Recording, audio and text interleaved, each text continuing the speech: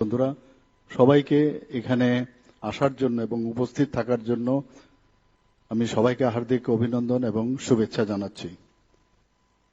আজকে সত্যি অভয় মিশন সম্পর্কে আমি আগেও প্রায়শ কেউ না কেউ যারা ডাইরেক্টলি অর ইনডাইরেক্টলি এই মিশনের সাথে যুক্ত আমার ওনাদের কাজকর্ম সম্পর্কে আমার গোচরে আনতো, কিন্তু মাননীয় সম্পাদিকা মহোদয়া যখন এখানে পুরো বিষয় বলছিলেন যে ওনারা সারা বছর ধরে কিভাবে কাজ করেন এবং দেশ বিদেশ বিভিন্ন জায়গার থেকে এই ধরনের ত্রাণ সামগ্রী থেকে আরম্ভ করে বিভিন্ন যে জিনিসগুলো ওনারা সমস্ত যাদের প্রয়োজন তাদের জন্য যেভাবে ওনারা ডিস্ট্রিবিউশন করে সত্যিই এর জন্য প্রশংসার দাবি রাখে।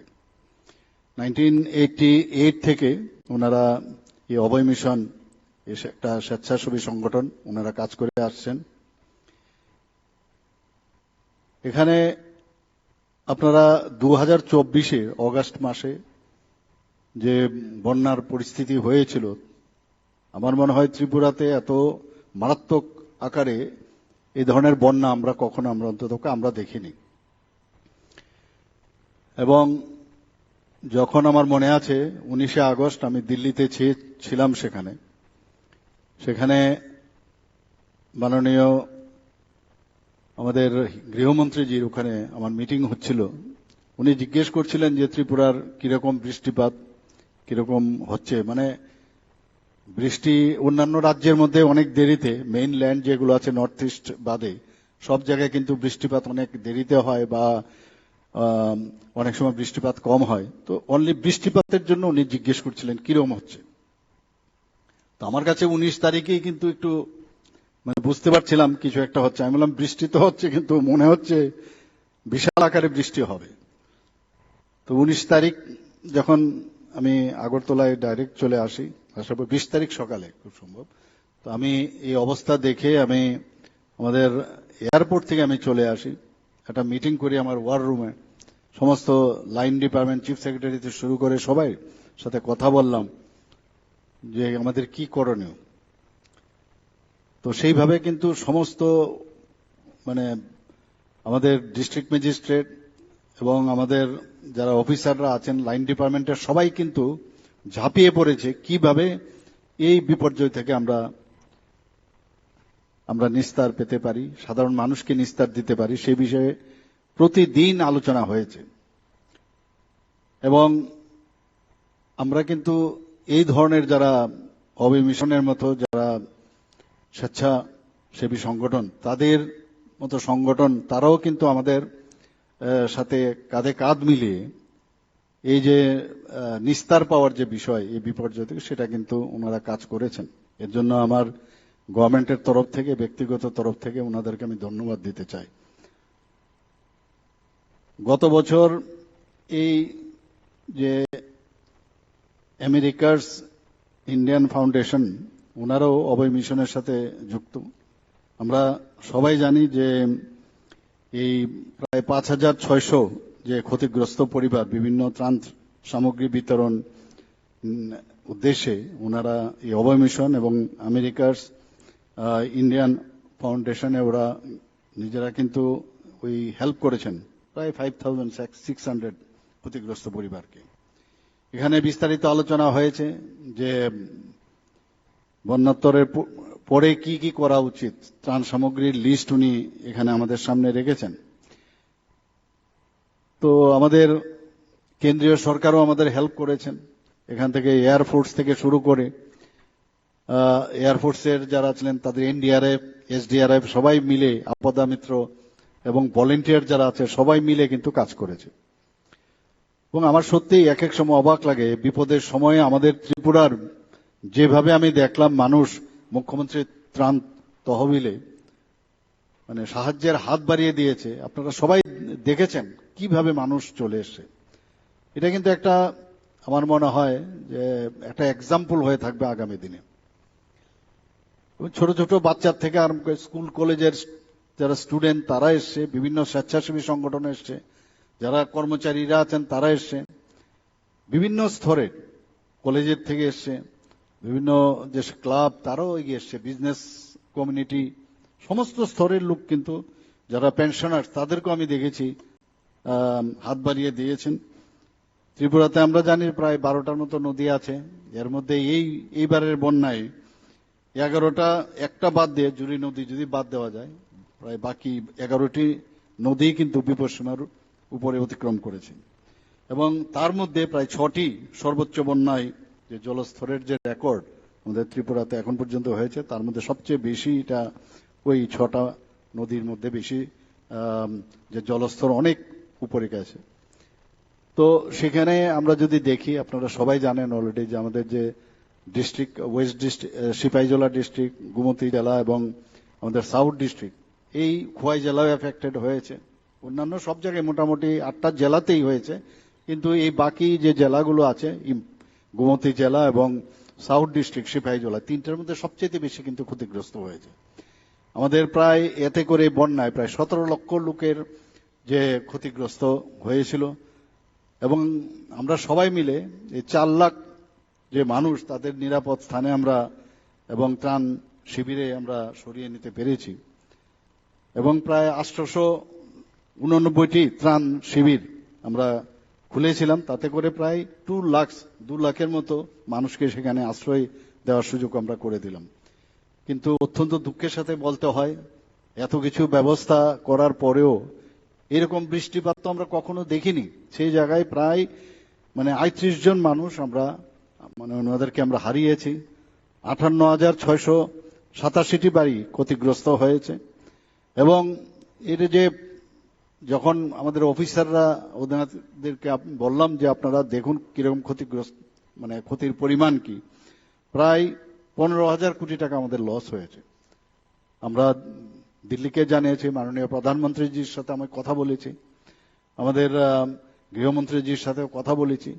উনি সাথে সাথে আমাদের এখানে এক তো হেলিকপ্টার আমাদের পাঠিয়েছেন, এনডিআরএফ টিম পাঠিয়েছেন, এসডিআরএফ টিম পাঠিয়েছেন, সেখানে আমাদের এয়ার লিফটিং করে খাদ্য সামগ্রী পৌঁছিয়ে দেওয়ার সব ব্যবস্থা করেছেন। কিন্তু আমরা বললাম এখন তো আমাদের সাহায্য, আর্থিকভাবে আমাদের হেল্প করতে হবে।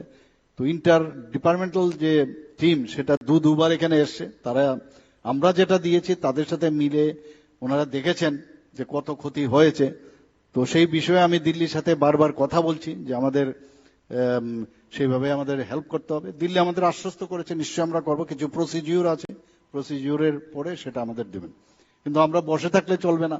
মুখ্যমন্ত্রীর ত্রাণ তহবিল থেকে আমি আমাদের যে ডিজাস্টার যে ডিপার্টমেন্ট যিনি দেখছেন, ওই ডিপার্টমেন্টকে আমি দিয়েছি। তাছাড়া আমাদের যে বাজেটের থেকে, আমরা নিজের বাজেট থেকে আমরা প্রায় 563 কোটি টাকা, 64 কোটি টাকা আমরা এই বিপর্যয় যাতে মোকাবেলা করা যায় তার জন্য আমরা দিয়েছি। বিভিন্ন ডিপার্টমেন্ট ওয়াইজ আমরা বিধানসভার মধ্যে আমরা বলেছি কোন কোন ডিপার্টমেন্ট আমরা কত টাকা দিয়েছি। তো সেইগুলো কিন্তু আমরা করতে পেরেছি এবং আমরা কিন্তু এই দুর্যোগপূর্ণ পরিবেশটাকে আমরা ওভারকাম করতে পেরেছি। এটা তো গেল প্রাকৃতিক দুর্যোগ।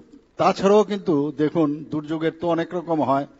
আপনারা নিশ্চয়ই আমাদের সরকার যখনই আমরা 3-4 দিনের মধ্যে আমরা এই যে প্রাকৃতিক যে দুর্যোগ হয়েছে সেটা কিন্তু আমরা আমাদের স্থিতিশীল টু সাম এক্সটেন্ট আমরা করতে পেরেছি। তারপরেও আপনারা দেখুন, যখন মণিপুরের এক্সট্রিম যখন কন্ডিশন আপনাদের মনে আছে, এটাও কিন্তু একটা দুর্যোগের মতোই বলা যায়। যে আমাদের স্টুডেন্টরা, আমাদের ছেলে মেয়েরা, প্রায় 250-র মতো স্টুডেন্ট ওরা আটকে পড়েছিল। তাদের গার্জিয়ানরা আমাদের কাছে এসেছিল, আমার কাছে এসছে, বলে আমাদের ছেলে মেয়েদের বাঁচান, কারণ ওখানে না আছে খাওয়া দাওয়ার অবস্থা, সাংঘাতিক অবস্থা, আপনারা সবাই জানেন। সেই জায়গায় আমি এই ডাবল ইঞ্জিন সরকারের কত সুবিধে দেখুন। আমি যখন এভিয়েশন মিনিস্টারের সাথে কথা বললাম, উনি সাথে সাথে রাত্রি 12টার সময় ফ্লাইট দিয়েছেন এবং সেই রাত্রি 12টার ফ্লাইট এবং সকালবেলার ফ্লাইট মিলিয়ে আমরা প্রায় 250-র উপরে স্টুডেন্টদের অক্ষত অবস্থায় তাদেরকে আমরা ত্রিপুরাতে নিয়ে আসি এবং সম্পূর্ণ আমাদের রাজ্য সরকারের নিজ খরচে আমরা কিন্তু সেটা আমরা করতে পেরেছি। তো এটাও কিন্তু একটা দুর্যোগ, এটা আমার মতে আর কি মনে হয় এই ধরনের অবস্থার মধ্যে আমরা কি করে মানুষের যখন সমস্যা হবে সমস্যার কাছে হাত বাড়িয়ে দেওয়াটাই হচ্ছে ইম্পর্টেন্ট। ত্রিপুরার যদি কথা বলি, আপনারা জানেন যে এখানে কিছুদিন আগে গন্ডা তুইসার মধ্যে একটা বিরাট ঘটনা হয়েছিল, দাঙ্গা লাগাবার উপক্রম হয়েছিল, সেখানেও কিন্তু আমরা ইমিডিয়েটলি সেখানে গেছি, বিভিন্নভাবে আর্থিকভাবে সাহায্য করেছি, নিজেও আমি সেখানে গেছি। তো সেখানেও কিন্তু আমরা এই যে দুর্যোগ অবস্থা দাঁড়ায়, সাথে সাথে আমরা অ্যাড্রেস করি। কুমারঘাটের ঘটনা আপনারা জানেন, যখন সেখানে এই যে রথ যাত্রায় মানে সেখানে বিদ্যুৎ পৃষ্ঠ হয়ে অনেক লোক মারা গেছে, সবাই জানেন। আমি রাত্রির বেলায় রাতে যখনই খবর পেলাম সেদিনই আমি ট্রেনে করে সেখানে আমি পৌঁছে গেছি। এই ধরনের যখন ঘটনা হয় তখন কিন্তু কিভাবে মানুষের কাছে যাওয়া, সেটা আমাদের এই সরকার কিন্তু আমরা যতটুকু আমরা চেষ্টা করেছি, সেখানে গিয়ে ওই সমস্ত এরিয়াগুলো দেখলাম, তদন্ত কমিটি করেছি এবং যা যা আমাদের হেল্প করা সরকারের তরফ থেকে সেটাও আমরা করেছি। মাননীয় প্রধানমন্ত্রীজিও হেল্প করেছেন। কিছুদিন আগে আপনারা দেখেছেন কুর্তি কদমতলা, সেখানেও একটা আমি বলবো যে অ্যাবনর্মাল সিচুয়েশন করা হয়েছে বাংলাদেশের বর্তমান পরিস্থিতির কারণে, সেখানেও এই ধরনের একটা মানে অস্বাভাবিক পরিস্থিতি ঘটনার চেষ্টা করেছে। এখান থেকে আমার বলা হচ্ছিল যে যদি মানে ফায়ারিং যদি না করা যায় তাহলে কোনো অবস্থায় কন্ট্রোল করা যাবে না। আমি বললাম যে একটু ধৈর্য ধরুন, আপনারা ধৈর্য ধরুন, একদম এটা তো লাস্ট মানে অবস্থা, সেই জায়গার মধ্যে আপনারা একটু চেষ্টা করুন। তো শেষ পর্যন্ত হাওয়ার মধ্যে ফায়ার করার পরে মানে কোনো সমস্যা হয়নি, ওই কন্ট্রোল করা গেল। একজন মারা গেছে, সে ড্রেনের মধ্যে পড়ে গেছিল, সে যখন ভেগে যাচ্ছিল ড্রেনে পড়ে একটা সে পেছন দিক দিয়ে একটা লোহার মতো কি ঢুকে গেছিল, পোস্টমর্টমে সেটা বলেছে। তো সেইভাবে আমরা এর মধ্যে জিরানি আপনার রানীর বাজারেও এই ধরনের একটা ঘটনা করেছিল, অ্যাবনর্মাল সিচুয়েশন। তো এরকম টুকটাক হতে থাকে, কিন্তু আমরা কিন্তু কোনো অবস্থায় সেই জায়গার মধ্যে আমাদের সরকার আমরা চেষ্টা করছি এবং আমরা দিল্লির সাথে কন্টিনিউয়াস যোগাযোগ রেখে যেভাবে আমরা এগুলোকে মোকাবেলা করছি, আগে কিন্তু সেটা দেখা যেত না। ঘটনা হতেই পারে, এখনো অনেক ধরনের ঘটনা হয় যে এখানে অনেকে দাবি করে যে আইন শৃঙ্খলা নাই, আইন শৃঙ্খলা। বারবার আমি বলি, সারা ভারতবর্ষের মধ্যে ত্রিপুরা এখন নিম্নের দিক দিয়ে 3rd position law and order. মাঝে মাঝে খবর আসে এই দিক সেদিক হয়, তো এটা থাকবে, কিন্তু দেখতে হবে আমরা মানে সেইভাবে আমরা সচেতন কিনা। আমি আশা করি আজকের এই ধরনের যে ডিজাস্টার যে বিষয়, সে ডিজাস্টার বিষয়ে যেভাবে আমাদের ভারত মিশন এবং আমেরিকার ইন্ডিয়া ফাউন্ডেশন যেভাবে এগিয়ে এসছেন, আমি ওনাদেরকে ধন্যবাদ দেব। এবং আগামী দিন আমি অন্যান্য এই ধরনের যারা স্বেচ্ছাসেবী সংগঠন আছে, আমি ওনাদেরকেও বলবো যে আপনারাও ওনাদের সম্পর্কে জানান। ওনারা আমাদেরকে ইনভাইট করেছেন যে ওনাদের যে আশ্রম আছে সেখানে যাওয়ার জন্য, কি কি কাজ করেন সাধারণ মানুষের জন্য। উনি সম্পাদিকা মহোদয়া এটাও বলেছেন যে আমরা যাতে ফ্যামিলির মধ্যে যারা আছি, এখানে শাশুড়ির থেকে আরম্ভ করে বৌমা, মেয়ে, ভাই, দেওর সবাই মিলে 51 মুক্ত ফ্যামিলি তো এখন আস্তে আস্তে কমে যাচ্ছে, এবং তাতে করে তার পজিটিভ অনেক মানে আমাদের অনেক সুবিধে ছিল। তো সেইগুলো আবার উনি মনে করিয়ে দিলেন যে সবাইকে সম্মান দেওয়া, অবহেলা না করা, সবাই একসাথে যদি আমরা থাকি তাহলে একটা ঘরের ভিতর যেভাবে আমরা ইউনাইটেড থাকবো, একটা সমাজের মধ্যে আমরা ইউনাইটেড থাকবো, একটা রাজ্যের মধ্যে আমরা ইউনাইটেড থাকবো, এবং সর্বোপরি আমরা সারা ভারতবর্ষের মধ্যে আমরা ইউনাইটেড থাকবো। এবং সেই যদি আমরা সবাই ইউনাইটেড থাকি তবেই কিন্তু কেউ আমাদের কিছু করতে পারবে না। এবং তার একটা পজিটিভ থট প্রসেসের মাধ্যমে যদি আমরা এই রাজ্যকে সামনের দিকে এগিয়ে নিয়ে যেতে পারি, এবং আমরা বিভিন্ন প্যারামিটারে এখন পারফর্মিং স্টেট, ত্রিপুরা কিন্তু এখন পারফর্মিং স্টেট এখন হয়ে গেছে সব বিষয়। এখানে এত ভালো এখন কাজ হচ্ছে, কিছুদিন আগেও আপনারা দেখেছেন যে আমাদের এখানে একটা বাইরের থেকে ইনভেস্টররা এসছে, প্রায় 3,700 কোটি টাকার ইনভেস্টমেন্ট, মানে 87টা মানে বিভিন্ন যে ইন্ডাস্ট্রিয়ালিস্ট তারা এসছে বিনিয়োগ করার জন্য মৌ করেছে। একের পর এক আমরা দেখছি যে মানুষ ত্রিপুরা সম্পর্কে জানছে, ত্রিপুরার উপর আস্থা বাড়ছে, এবং আগামী দিনে যারা বেকার যারা আছে তাদেরও কিন্তু মানে কর্মের সংস্থানও হবে। বিভিন্ন বিষয়ে কিন্তু আমরা কাজ করছি। আমি আজকে আর বেশি কিছু বলছি না, এখানে উপস্থিত থাকার জন্য আবার অভয় মিশন এবং পশ্চিম জেলা প্রশাসন এবং আমেরিকার যে ইন্ডিয়া ফাউন্ডেশন তাদেরকে ধন্যবাদ দিয়ে আমি আমার বক্তব্য শেষ করছি। নমস্কার, জয় হিন্দ। যাক অবসাদ বিষাদ কালো, দীপালিকায় জ্বালাও আলো। শুভ দীপাবলি। আলোর উৎসবের এই পুণ্য লগ্নে আরবি কনস্ট্রাকশনের পক্ষ থেকে রাজ্যবাসীর প্রতি রইল প্রীতি ও